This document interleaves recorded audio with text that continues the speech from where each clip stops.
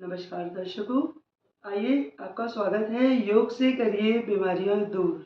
तो कैसे योग से करेंगे बीमारी दूर और किस प्रकार से जो योग है वो आपकी आत्मा को, आपकी ऊर्जा शक्ति को इतना प्रबल बनाएगा कि आप वापस और अच्छे होते चले जाएंगे।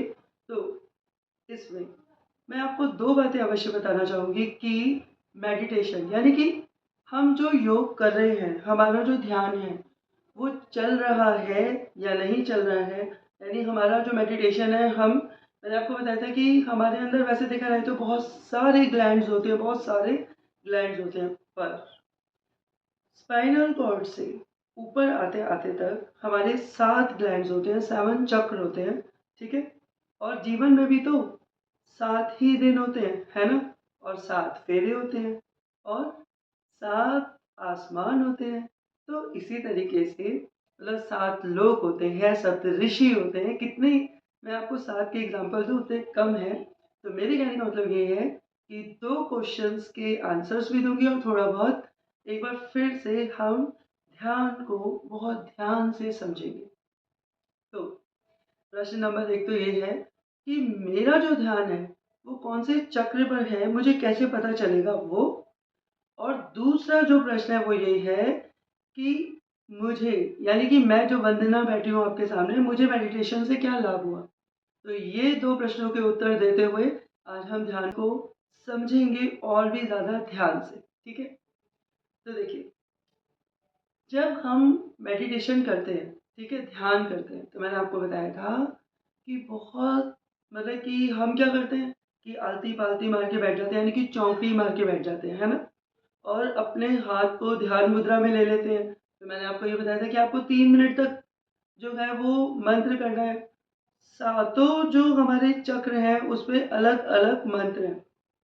तो फिर वो जो है वो बीज मंत्र है, ठीक है? तो हर मंत्र जो है आपको 3 मिनट तक करना है, पर आँखें नहीं खोलनी, क्योंकि जब आप जो है आलती-पालती या चौकड़ी जिस जो भी आप बोलते हो उसे, तो यदि आप इस तरीके से बैठते हो तो आपके पैर सो जाते होंगे, है ना? तो आप क्या करते हैं कि आपके पैर तब सोते हैं जब आपकी आँखें खुली होती हैं। 80% ऊर्जा हमारी आँखों से बाहर आ जाती है, तो इसलिए हमारे पैर सो जाते हैं। तो ताकि आपके पैर ना सोए, आपका ध्यान अच्छे से चले तो आपको क्या करना है, आँखें बंद रखनी है, ठीक है? और आपकी आँखें बंद ही होंगी पूरे वक़्त ध्यान में। तो जब हम सोते हैं तो हमारे पैर नहीं सोते, इसलिए नहीं सोते, जब हम सोते हैं तो हमारे पैर इसलिए नहीं सोते क्योंकि हमारी आँखें बंद होती हैं। पर जागृत अवस्था में जब हम मेडिटेशन करते हैं, योग करते हैं और या फिर पूजा करते हैं, आलती-पालती मार के बैठते हैं, दोनों पैरों को जैसे आलती-पालती मारते हैं ना, वैसे बैठते हैं, तो क्या होता है हमारे पैर सो जाते हैं। वो पैर आपके ना सोए, आपकी ऊर्जा जो नीचे से व्यर्थ हो रही है वो ऊपर की तरफ आए, तो आपको क्या करना है? योग करना है, तो आँखें करनी है बंद। और जब आप आँखें बंद कर लें तो इस आँखों को खोलना नहीं है, ठीक है? आँखें बंद रखनी है और 3 मिनट तक ध्यान होगा। आपका 3 मिनट का जो ध्यान है वो सही जा रहा है कि नहीं जा रहा है, तो आपको एक हाथ में माला रख लेनी है। मैंने आपको बताया था कि जैसे कि पिरामिड होता है ना, ट्रायंगल की शेप में आप आ जाएँगे उस वक़्त, क्योंकि आपके एक हाथ में माला है, एक हाथ से ध्यान मुद्रा है, ठीक है? आप कंसंट्रेट कर रहे हैं और कोशिश करनी है कि बहुत शांत रहें। पर जो मन है उसका स्वभाव चंचल है, तो मन कभी शांत नहीं होता। तो मन तो कभी शांत नहीं होता, तो मन को शांत कौन करता है? वो आपका करता है जाप। जब आप मंत्र जाप करेंगे ना मन-मन में, तो मन अपने आप चुप हो जाएगा। और शुरू-शुरू में जब आप मंत्र जाप करते हो, देखिए ध्यान अलग है और मंत्र जाप अलग है, समझ गए? तो मंत्र जाप जो है जैसे कि लोग बहुत अलग-अलग मंत्र करते हैं। तो मंत्र करने से क्या होता है कि जब आप मंत्र कर रहे होते हो ना, अक्सर लोग कहते हैं, लोग कहते हैं 108 की माला। जो नए-नए हमारे पूजा पाठ की क्लास में आए होते हैं, तो उनको 108 की माला बहुत ज़्यादा बड़ी लगती है। पर जैसे-जैसे हम लोग पूजा पाठ में रमने लग जाते हैं, तो हमसे माला होने लग जाती है। तो मेरे कहने का अर्थ था कि ये जो हम माला करेंगे, तो वो हम मुँह बंद करके मन ही मन में करेंगे। तो कई बार ऐसा होगा कि आप माला कर रहे होंगे और आपका मन कुछ और सोचने लग जाएगा दुनिया के बारे में। तो फिर आप वापस अपने मन को खींच कर लाएँगे कि, "ए, माला कर रहा था, कहाँ चला गया? फिर आप वापस माला करेंगे, तो आप माला को फिर से शुरू से करेंगे। तो बार-बार जब आप माला को करेंगे तो आप प्रैक्टिस में आ जाएँगे कि 108 की माला करनी ही करनी है, तो आप मन को काबू कर लेंगे, ठीक है? तो ऐसा इंसान जो पहले से माला करता होता है, कोई भी मंत्र जाप करता होता है, वो बड़ी आसानी से मेडिटेशन फिर भी कर सकता है। एक तरीके से ये कहा जा सकता है कि पूजा पाठ वाला इंसान, क्योंकि उसे आसन सिद्धि है, तो वो आसन सिद्धि क्या होती है? बहुत देर तक एक ही तरीके से आलती-पालती या चौकड़ी मार के बैठना। पर बहुत ज़्यादा देर तक बैठने में आपके पैर सो सकते हैं। आपके पैर ना सोएँ, आपको कोई किताब तो पढ़नी नहीं है मेडिटेशन करने में। तो आपको सिर्फ़ 7 चक्रों के नाम याद रखने हैं, यही तो करना है। तो एक हाथ में माला लेनी है और हर मनके पे उस चक्र के नाम को, उस बीज मंत्र को बोलते हुए चलें। अब आपका सवाल था, क्योंकि किसी ने मुझसे सवाल पूछा था कि बीज मंत्र क्या होता है? तो मैंने तब भी यही जवाब दिया था कि बीज वही होता है जैसे आप धरती पे बीज बोते हैं। तो क्या होता है? जो आप धरती पे बीज बोएँगे वही तो पाएँगे। अरे आप जैसा कर्म करेंगे वैसा ही तो फल पाएँगे।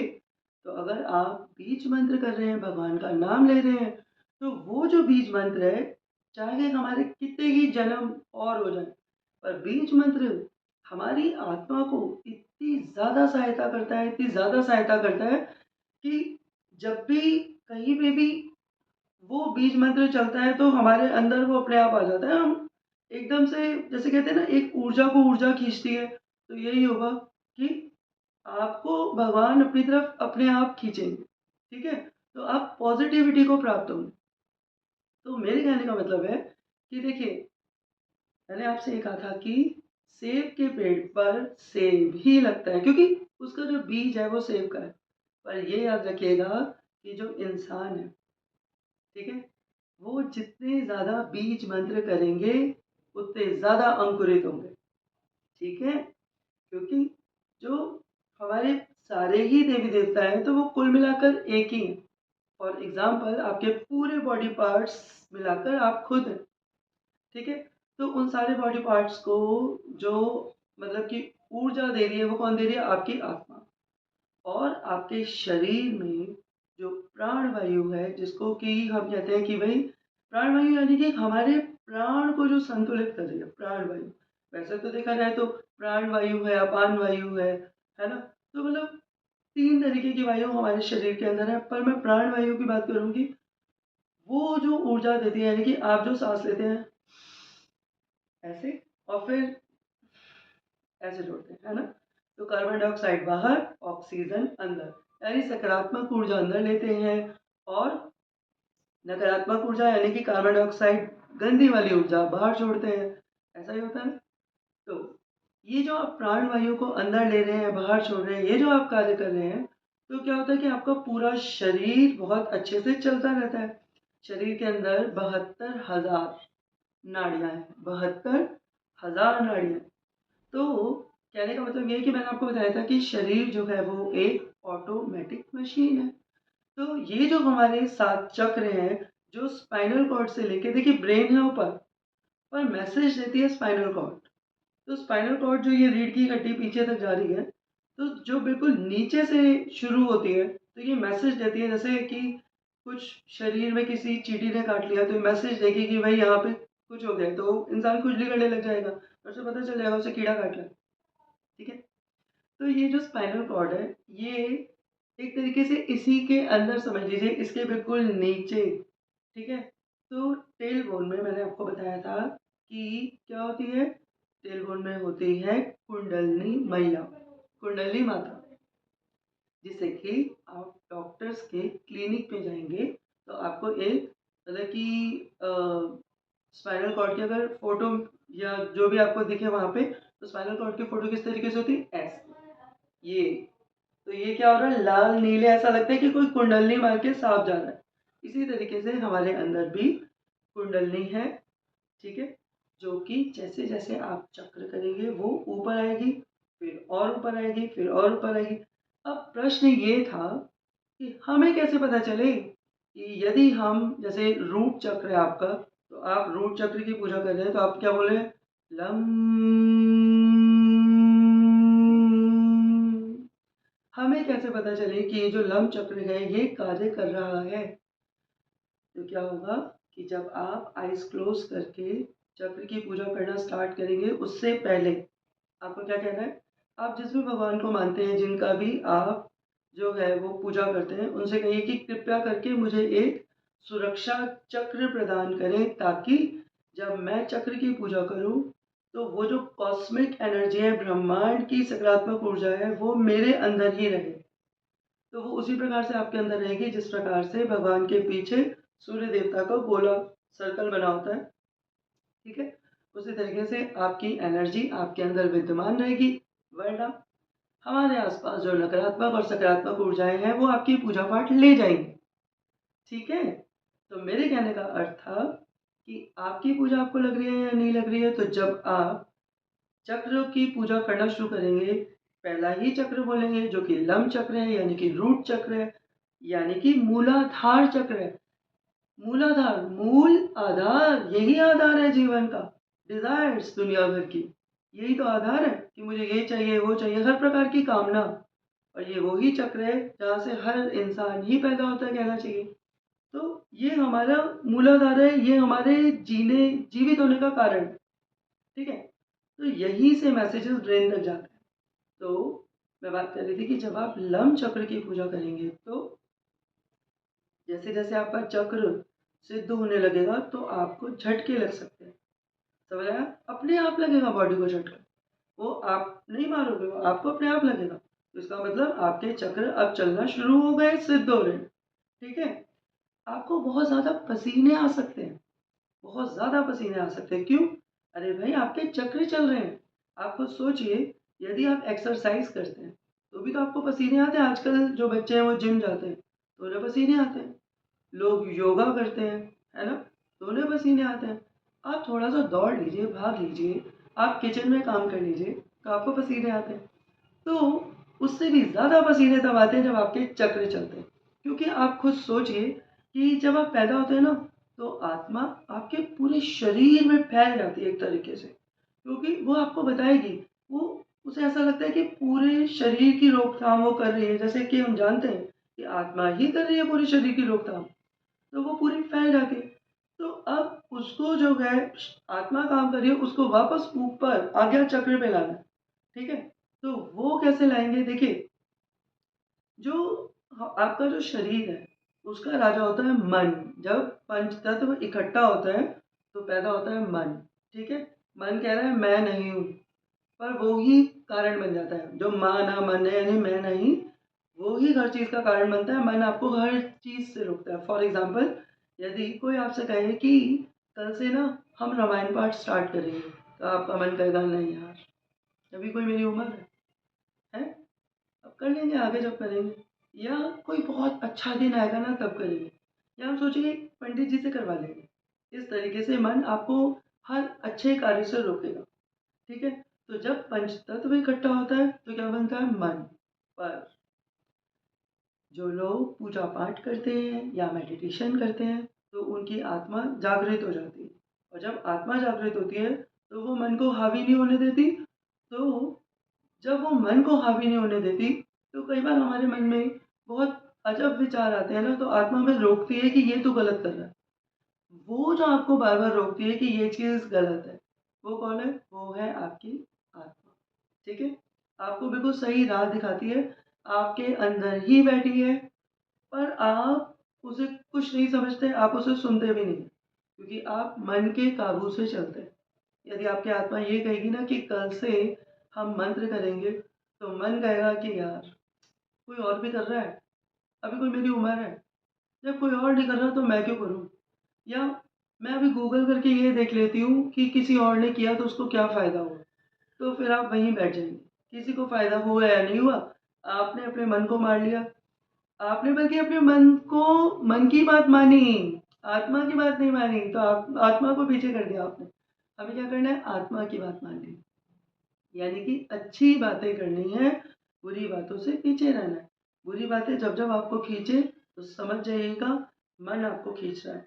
और मन जब तक शरीर को मार नहीं लेता ना, हटता नहीं है, ठीक है? तो मेडिटेशन आपकी फलीभूत हो रही है या नहीं हो रही है, वो आपको ऐसे पता चलेगा कि आप जब पूजा कर रहे होंगे, हर चक्र पे आप 108 की माला करते हुए चल रहे होंगे, तो आपको झटका लग सकता है। यानी कि वो झटका आपको एक चक्र ऊपर भेज दिया, फिर झटका ऐसे धीरे-धीरे करके आप ऊपर आएँगे। या आपके शरीर की बहुत सारी गाँठें। अब आप कहिए हमारे शरीर में कोई गाँठें हैं? देखिए, हम जब से पैदा हुए और हमें ये समझ में आया कि भई ये हम हैं, तो हमने पता है क्या किया? कि हमने बहुत सारी बातें अपने मन में रख ली। तो यदि देखा जाए तो हमारे मन में पता है क्या आता है कि इसने मेरे साथ बुरा किया, उसने मेरे साथ बुरा किया। बहुत सारी बातें हमने अपने मन में एक तरीके से गाँठ बना ली। वो सारी जो बातें हैं वो ही हमें बीमार कर देती हैं। आपको पता है एक अच्छा विचार आपको ऊर्जावान बना देता है और एक नकारात्मक विचार जो है वो आपके रक्त संचार को भी खराब कर देता है। ये बात आप याद रखिएगा कि हमेशा सकारात्मक रहना चाहिए। जैसे कि हमारे साधु संत हैं, वह सकारात्मक रहते हैं। जैसे कि जितने भी पूजा पाठी लोग हैं या जो लोग योग करते हैं, वो भी सकारात्मक रहते हैं। जो छोटे बच्चे हैं, वो भी बहुत पॉज़िटिव रहते हैं, सकारात्मक रहते हैं। अब ये कैसे पता चले कि भई हर कोई सकारात्मक है या नहीं है? देखिए, मैं आपको बताती हूँ। कुछ लोग ऐसे होते हैं, जिनके चेहरे पे हर वक़्त एक स्माइल होती है।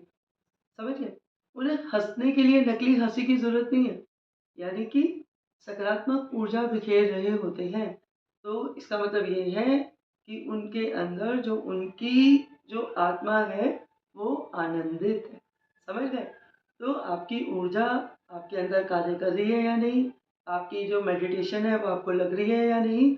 वो मेडिटेशन फलीभूत हो रही है, वो कैसे पता चलेगा? वो मेडिटेशन फलीभूत हो रही है, वो आपको कैसे पता चलेगा? ऐसे पता चलेगा कि पहली बात कि आपको ध्यान में आनंद आएगा। दूसरी बात कि आप एक-एक जो है वो चक्र चलेगा तो आपको झटके लगेंगे, आपको पसीने आएँगे, आपकी बॉडी में शिवरिंग हो सकती है, आपको बहुत अच्छा लगेगा। बुरा नहीं लगेगा, अच्छा लगेगा। आपको एक मीठी दर्द हो सकती है, वो भी बहुत अच्छी लगेगी, आपको बुरी नहीं लगेगी। ठीक है? और आपका जो ध्यान है वो आपको आनंद देगा। आनंद का मतलब होता है कि यू विल एन्जॉय मेडिटेशन। आप ज़बरदस्ती में नहीं बैठेंगे योग करने के लिए, आप अपने आप बैठने लग जाएँगे। तो समझ जाइएगा कि आपके अंदर जो कुंडलिनी मैया है, आपके अंदर जो आपकी अपनी आत्मा है, ऊर्जा शक्ति है, वह चाहती है कि आपका शरीर स्वस्थ रहे और ठीक रहे। ठीक है? अब एक बात आती है प्रश्न नंबर 2 कि मेडिटेशन से मुझे क्या प्राप्ति हुई? तो श्री हरि मुझे इस बात के लिए बहुत ज़्यादा क्षमा करें, बहुत ज़्यादा क्षमा करें। ठीक है? तो मैं आपको बताती हूँ कि यदि मैं अपनी बात करूँ तो मुझे एक दिक्कत हो गई थी, वो थी माइग्रेन की। ठीक है? माइग्रेन की तो क्या होता है कि हार्मोनल डिसबैलेंस हो जाता है। लेडीज़ जो है उनमें तो हो ही जाता है और वैसे देखा जाए तो जेंट्स में भी हो सकता है, ऐसी कोई नई प्रॉब्लम नहीं है ये। तो माइग्रेन की मुझे जो प्रॉब्लम थी उससे क्या होता था कि हर 4 दिन बाद सर दर्द और जब सर दर्द होता था तो फिर वही है वॉमिटिंग करो और जो है वो इतना ज़्यादा बढ़ जाता था, ऐसा लगता था कि दिमाग ना फट जाए, कुछ हो ना जाए मुझे। तो बहुत ज़्यादा मुझे दिक्कत हो जाती थी। उससे मुझे जिसे कहते हैं ना कि बहुत ज़्यादा पसीने आना और इंग्लिश में ये लोग बोलते हैं कि जी हॉट फ्लैशेज़। तो वो हॉट फ्लैशेज़ यानी बहुत ज़्यादा पसीने आते थे।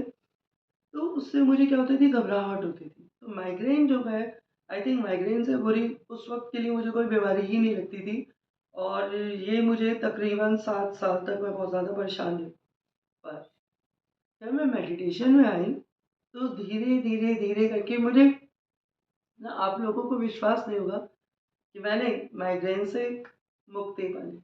तो कहते हैं कि सिर्फ माइग्रेन से ही नहीं, जिसको जो रोग होते हैं, जो कुंडली मैया हैं जब वो जागृत होती हैं, कुंडलिनी माता, जो टेलवुड में कुंडलिनी है, कैसे भी समझिए आप, वो जो है वो ऊपर आती जाती हैं और जैसे-जैसे वो ऊपर आती हैं, आपके शरीर को स्वस्थ करती जाती हैं और हर चक्र पे भगवान बैठे हैं, हर चक्र पे। जैसे लम चक्र पे श्री गणेश जी बैठे हैं। गणेश जी ना हम कोई भी पूजा पाठ करते हैं सबसे पहले श्री गणेश जी की ही वंदना होती है।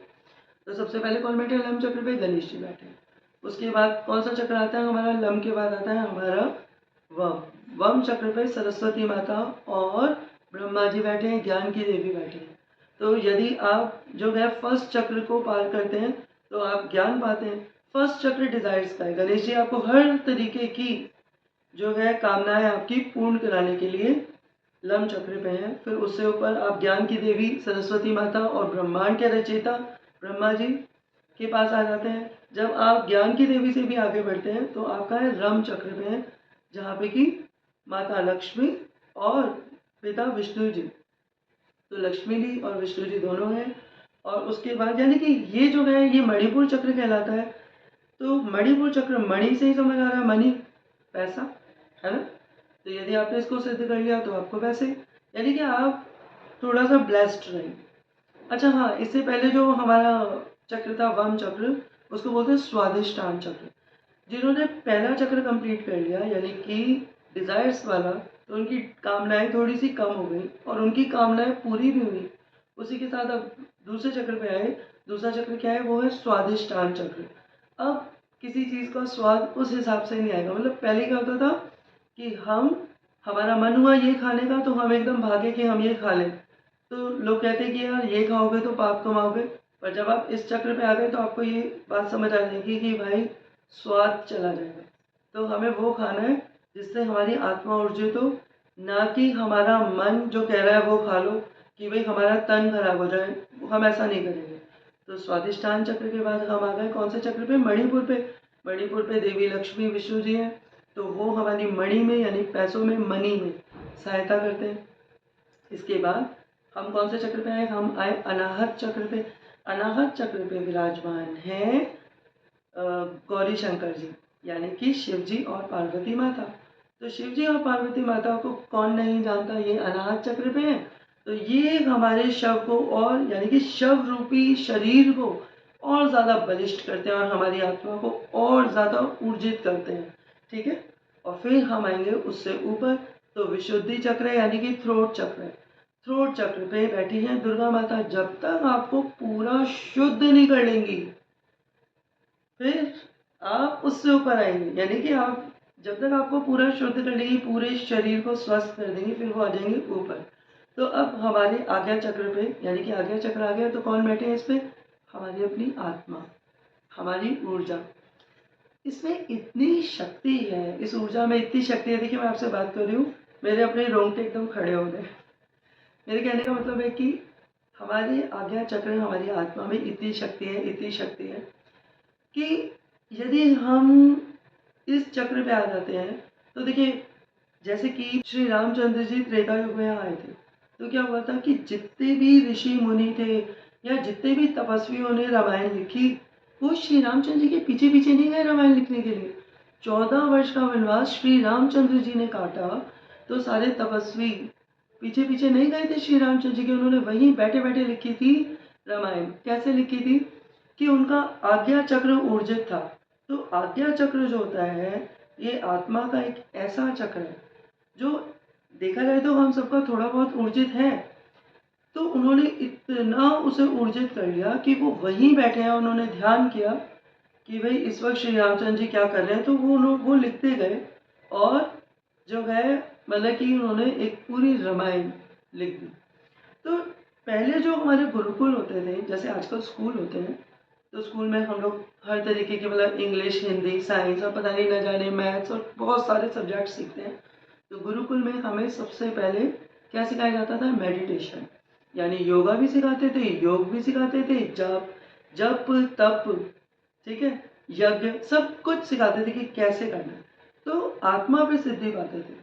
तो जब आप आज्ञा चक्र पे आ जाएंगे तो जैसे पहले पुराने ज़माने में यानी कि त्रेता युग में सबने रामायण लिखी थी, जिस तरीके से आप लोग टीवी पे इस वक्त लाइव टेलीकास्ट देख लेते हो, जैसे आप फोन पे लाइव टेलीकास्ट देख लेते हो, यदि कलयुग में आप लोग जो पूजा पाठ भी नहीं करते तो आपको ये जो मतलब फैसिलिटी है ये प्रदान है, मोबाइल जैसी या ये टीवी जैसी, लैपटॉप जैसी, कंप्यूटर जैसी, नोटपैड जैसी। तो क्या हमारे भगवान आपसे तो बहुत आगे ही है ना। तो उन्हें क्या उपलब्धि प्राप्त थी, उन्हें उपलब्धि प्राप्त थी अपनी ही आत्मा की ऊर्जा की। तो वो जहाँ बैठे होते थे वो ध्यान करते थे और उन्हें पता चल जाता था कि भाई ये काम ऐसे हो रहा है। इसके इसका मैंने पिछली वीडियो में एक एग्जांपल दिया था कि जिस प्रकार से एक एग्जांपल तो ये हो गया कि श्री रामचंद्र जी की जो रामायण है, रामचरितमानस, सबने अपनी अपनी जगह बैठकर लिखी, ठीक है। और दूसरी बात क्या है कि क्या कहते हैं, महाभारत के टाइम पे जो धृतराष्ट्र है तो वो आंखों से देख नहीं सकते, तो आंखों से देख नहीं सकते यानी कि वो अंधे हैं, ब्लाइंड हैं। तो उनके पास महर्षि वेदव्यास जी आए और उन्होंने कहा कि भाई मैं आपको जो है एक शक्ति देना चाहता हूँ, यानी कि आप यहीं बैठे बैठे महाभारत का आंखों देखा हाल देख पाओगे। तो महर्षि वेदव्यास जी को धृतराष्ट्र जी ने कहा कि यदि आप मुझे कोई ऐसी शक्ति दे रहे हैं कि जिससे मैं यहीं बैठे बैठे महाभारत का हाल देख पाऊंगा, तो आप मुझे यही बता दीजिए कि महाभारत का अंत क्या होगा। तो महर्षि वेदव्यास जी ने कहा देखो, क्योंकि तुमने पांडवों के साथ बुरा किया, उन्हें कोई गांव कोई जमीन नहीं दी, और बल्कि पांडव को राजा बनना चाहिए था, तुम खुद बैठे रहे हो राजा बन के, तो इसलिए तुम्हारे सारे पुत्र हार जाएंगे, तुम्हारे सारे पुत्र मृत्यु को प्राप्त हो जाएंगे। तो ऐसा सुनते ही धृतराष्ट्र जी ने कहा मुझे नहीं चाहिए फिर ऐसी दिव्य शक्ति जो मैं मतलब वहाँ महाभारत का हाल देखूं। तो वेदव्यास जी ने कहा अरे भाई, मैं ये शक्ति तुम्हें प्रदान करने के लिए आया हूँ और मैं तुम्हें देकर जाऊंगा। तो फिर इस पर धृतराष्ट्र जी ने कहा कि रुकिए, आप मेरे मंत्री संजय को ये दिव्य दृष्टि दे दीजिए, तो वो मुझे महाभारत का हाल सुना देगा। अब ये दिव्य दृष्टि वही दृष्टि है दर्शकों, जो आपको कहीं भी बैठे जो आप देखना चाहते हैं वो आपको दिखा दे, ठीक है। तो ये दिव्य दृष्टि आत्मा की दृष्टि है, यही संजय को मिली थी कि संजय ने एक एक बात धृतराष्ट्र जी को उस महल में बैठकर बताई थी, जो वो अपने ज्ञान चक्षु से, ठीक है, दिव्य चक्षु से, दिव्य नेत्र से, जो शिव जी के पास भी है, माता रानी के पास भी है दिव्य नेत्र, हमारे सारे ही भगवानों के पास है कहना चाहिए। तो वो आपको प्राप्त कैसे होगा? मेडिटेशन से, योग से, ठीक है। तो अब जब हम मेडिटेशन पे यानी कि आत्मा वाले चक्र पे आ जाएंगे, तो जो हमारा दिव्य चक्र है, फिर हम इससे एक ऊपर बढ़ेंगे, तो कौन सा चक्र आएगा? सहस्रार चक्र। सहस्रार चक्र जो है, इसका जो मंत्र है वो होता है शिवो हम। तो शिवो हम यानी कि जो शिव और शक्ति है, ये जो मैंने आपको बताया था ना, कुंडलनी मैया ऐसे करके जो जा रही है, हमारे अंदर जो आर्टरीज और वेन्स है वो भी लाल और नीली है, ये लाल और नीला शिव जी और माता रानी, हम सब में शिव और शक्ति एक साथ विराजमान है। समझ में आ गया? तो शिव और शक्ति एक साथ विराजमान है और कुंडलनी मैया इस तरीके से आ रही है, ऊपर ऊर्जित हो रही है। तो वो कहाँ आके मिल रही है? वो आके मिल रही है आपके सहस्रार चक्र पे। तो सहस्रार चक्र पे एक कमल का फूल खिला है। कहते हैं कि सारी ऊर्जा, कॉस्मिक एनर्जी इसी से अंदर जा रही है, और जिन लोगों का वो सहस्रार चक्र ऊर्जित हो जाता है, तो वह बहुत ज़्यादा ज्ञान की बात या जो उनके मन में ज्ञान आ रहा है वो बता सकते हैं। यानी आपने देखा होगा कि हमारे बहुत ज़्यादा पहुँचे हुए ऋषि मुनि, बहुत ज़्यादा मतलब उन्होंने ऐसे ऐसे काव्य लिखे कि जो आप महाभारत काव्य को देखिए, आप गीता, या आप वो देखिए ना कि आप रामायण को देखिए कि किस तरीके से लिखे गए कि आप जहाँ बैठे थे आपने वहीं लिख दिए। इससे ज़्यादा शक्ति क्या हो सकती है? तो जो कुंडलनी मैयाएँ हैं, वो जिस जिस तरीके से ऊर्जित होकर ऊपर आती जाती हैं, जैसे जैसे वो ऊपर आएंगी वैसे वैसे आपका दिव्य चक्षु खुलेगा, वैसे वैसे आप सहस्रार चक्र तक जाएंगे। और आप याद रखिएगा कि जब हम मन के केंद्रित होते हैं, यानी कि जो हमारा पंच तत्व बनता है, तो क्या बनता है? मन। तो मन जो है हमें वो सारे कार्य कराता है जो हम नहीं करना चाहते।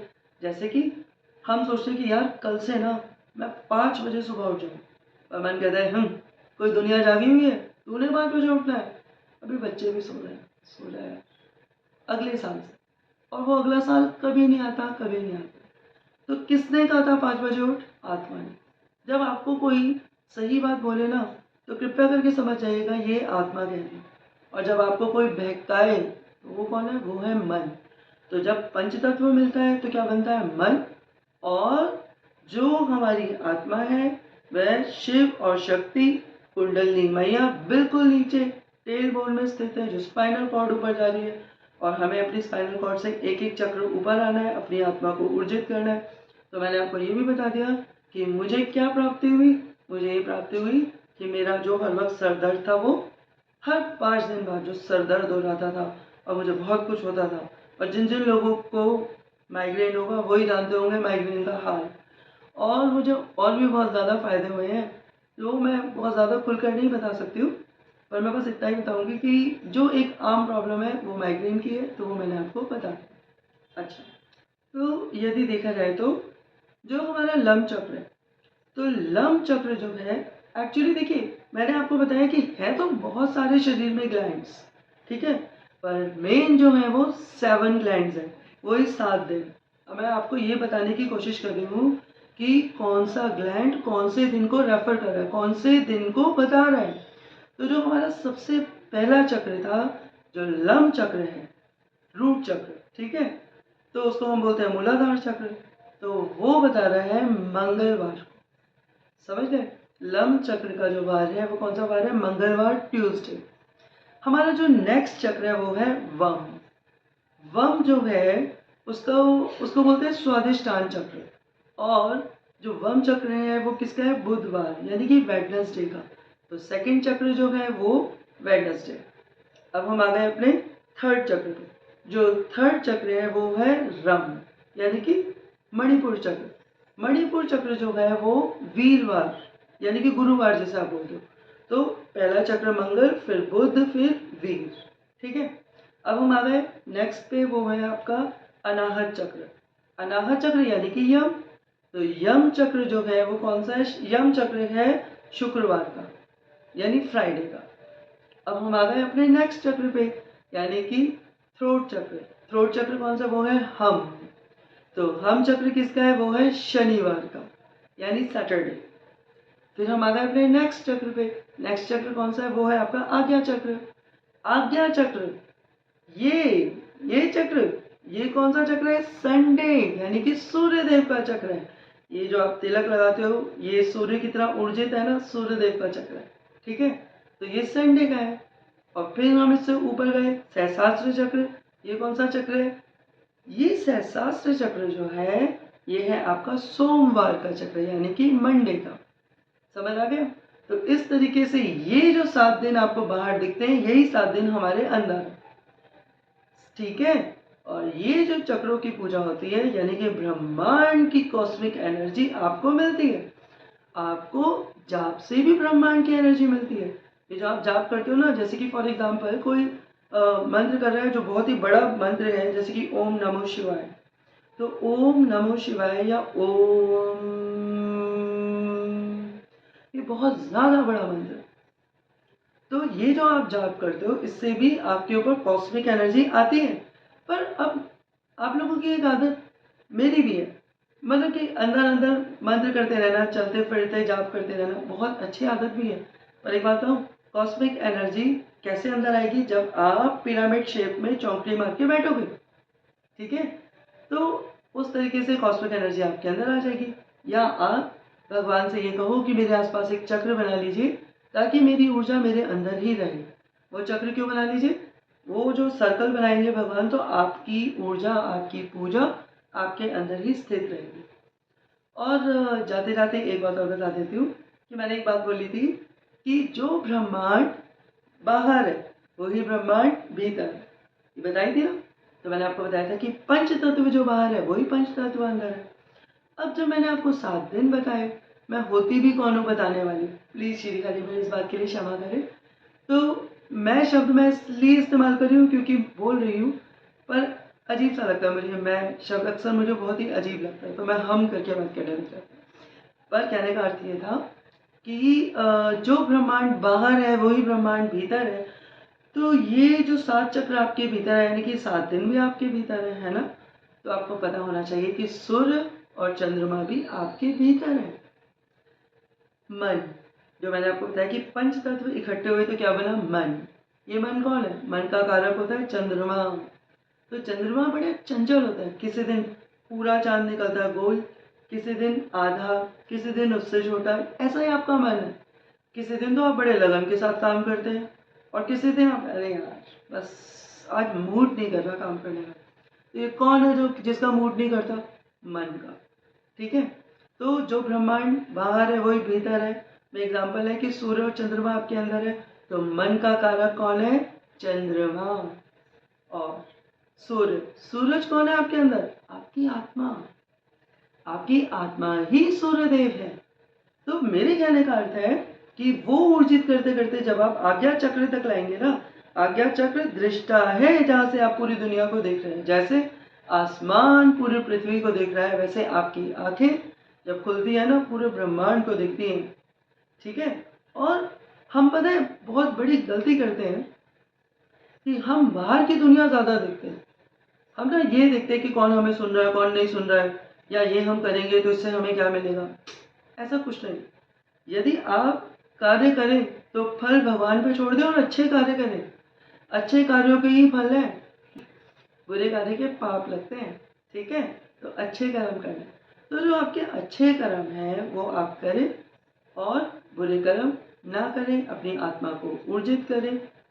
तो यदि देखा जाए तो जो हमारा आज्ञा चक्र है उस पर स्थित है हमारी आत्मा, यानी कि दृष्टा। जैसे कि मैं बाहर झाँक रही हूँ वो ही आत्मा, जैसे कि जो आसमान है वो पूरे ब्रह्मांड को दिख रहा है, वैसे ही पंच तत्व के शरीर में जो आपकी आंखें हैं वो बाहर झांक रही है। दृष्टा आपकी आंखों से आपकी आत्मा दृष्टा बाहर झांक रही है, पूरी दुनिया देख रही है।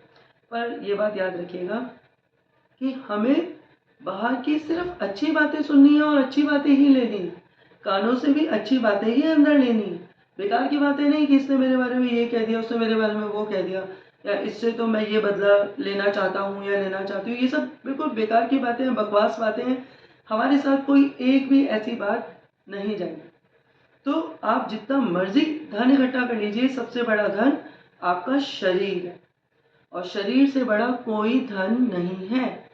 तो मेरे कहने का मतलब था कि आप जो अपना ध्यान बाहर लगाते हैं ना, बाहर की बातों में, कि अच्छा इसने मेरे बारे में ये कहा, ये जो फोन का लोग दुरुपयोग करते हैं कि सारे दिन फोन पे बातें करते हैं, या मतलब कि मुझे ऐसा लगता है कि एक दुरुपयोग है, यानी आप अपना समय को वेस्ट कर रहे हैं। या तो फिर कोई अच्छी बातें करिए, ठीक है, या कम बात करिए। फोन जो है वो सिर्फ मैसेजेस देने और लेने के लिए हो, या आप कोई अच्छी बात कर रहे हो, भगवान की बात कर रहे हो, जैसे कोई वीडियो बना रहे हो भगवान का, तो फिर वो भी सही है, ठीक है भाई, या आप वीडियो भगवान का अच्छा देख रहे हो, तो फिर फ़ोन बहुत अच्छा साधन है। तो मेरे कहने का मतलब था कि आप जितना ज़्यादा अंदर को जाएंगे, जितना आप अंदर ध्यान करेंगे, उतना आपका शरीर बहुत बढ़िया चलेगा। जितना आप अपना ध्यान बाहर की बेकार की बातों में लगाएंगे, उतना आपका शरीर धीरे धीरे खुद को ही खाने लग जाएगा। मन जब तक शरीर को पूरा खा नहीं लेता, जब तक शरीर को पूरा खराब नहीं कर देता, ये कह के कि यार सो जा, पूरी दुनिया सो रही है, या तू ये गलत काम कर ले, ये फलानी चीज पी ले, या फलाना कुछ खा ले। अरे किसने देखा है नरक और स्वर्ग? तो नरक स्वर्ग किसने देखा है, किसने नहीं देखा है? मैं आपको बताऊं कि ये पैरेलल यूनिवर्स है। यहाँ पे पैरेलल यूनिवर्स यानी सब कुछ एक साथ चल रहा है, सब कुछ एक साथ चल रहा है, सब कुछ यही है, यही नरक है, यही स्वर्ग है। वरना जो 84 लाख योनिया यानी कि 84 लाख एग्जिट्स है ना, वो हमें दिखेंगे नहीं, पर हमें दिख रहे हैं ना। यानी कि जितने भी जीव जंतु कीट मकोड़े, सब कुछ हमें दिख रहे हैं। और नकारात्मक शक्ति सकारात्मक शक्ति सब कुछ यहीं पे। तो भगवान भी इस धरती पर आने के लिए बार बार इतना पूजा करते हैं कि हम वो इस धरती पे आए और कुछ ज्ञान हमें देकर जाए। ठीक है। तो वैसे भी कलयुग में तो कल की अवतार लिखा ही हुआ है कि कल की जी आएंगे। तो सारे ही देवी देवता अलग अलग रूप लेकर इसी धरती पे आने वाले हैं और आ चुके होंगे। ठीक है। और किसी ना किसी तरीके से हमें ज्ञान मिलेगा। और आप एक बात याद रखिएगा कि जहाँ से आपको सही ज्ञान मिल रहा हो, कृपया करके आप ले लें। और प्लीज़ कृपया करके बाहर की बातों में ध्यान लगाने से अच्छा है अपने अंदर ध्यान लगाएं, मेडिटेशन करें, आंखें बंद करके अपनी आत्मा को ऊर्जित करें। पूजा की कोई उम्र नहीं होती, पूजा पाठ करने की, मेडिटेशन करने की कोई उम्र नहीं होती। जब जागो तभी सवेरा। और जैसे ही आपकी कुंडली मैया जागृत हो जाएगी, आपकी हर प्रकार की दवाइयाँ हटती चली जाएंगी, हटती चली जाएंगी। और याद रखिएगा कि जो आपकी आंखें हैं वही आपकी जो आत्मा है ना उसकी ऊर्जा है। आपकी ऊर्जा शक्ति बहुत बढ़िया रहे, बहुत अच्छे से आप लोग रहें। इसके लिए कृपया करके क्या करें, मेडिटेशन करें। ठीक है, तो आप सब लोगों ने मुझे बहुत ही ज़्यादा प्रेम पूर्वक सुना। आपके अंदर बैठी आत्मा, आपकी ऊर्जा शक्ति को मेरा बारंबार प्रणाम है। अच्छा हाँ, आप लोगों में से कई लोगों ने मुझसे कहा था कि आपका मतलब पिछले उसमें ना कि आपकी आवाज़ साफ नहीं आ रही, क्योंकि मैं विशुद्धि चक्र में थी। तो विशुद्धि चक्र जो है वो दुर्गा माता बैठी होती है उस पे, वो जब तक पूरे शरीर को शुद्ध नहीं कर लेती ना तो हम आगे नहीं जाते। तो इसलिए मेरा गला बैठा हुआ था, पर भगवान की बड़ी कृपा हुई है, बहुत कृपा हुई है मेरे पे कि मेरी आवाज़ थोड़ी थोड़ी खुल गई है। तो मैं आज बहुत ज़्यादा अच्छे तरीके से आपसे बात कर सकती हूँ। मुझे बहुत आनंद मिला है आपसे बात करके। और शरीर को क्या चाहिए, आनंद ही तो चाहिए। देखिए ना, खाने में पीने में, यानी अगर आपको कोई खारा पानी दे देगा ना तो आप कहेंगे ये नहीं पीना मुझे, क्योंकि उसमें आपको आनंद नहीं आएगा, है ना। तो अगर खाने में नमक ज़्यादा तेज़ होगा तो आपको उस खाने में आनंद नहीं आएगा। इसी तरीके से जो मन है वो क्या करेगा, वो शरीर को बताएगा कि दुनिया भर की चीज़ें खा ले, पर आत्मा आपको ऊर्जावान बनाने के लिए बताएगी कि पूजा पाठ करो, मेडिटेशन करो, नाटक करो, यानी कि किसी भी चीज़ को एक टकटकी लगाकर देखो ताकि ध्यान और भी अच्छे से चले। आप सब लोगों ने मुझे इतनी प्रेम पूर्वक सुना। आपके अंदर बैठी आत्मा, आपकी ऊर्जा शक्ति को मेरा बारंबार प्रणाम है। बहुत बहुत धन्यवाद, बहुत बहुत धन्यवाद।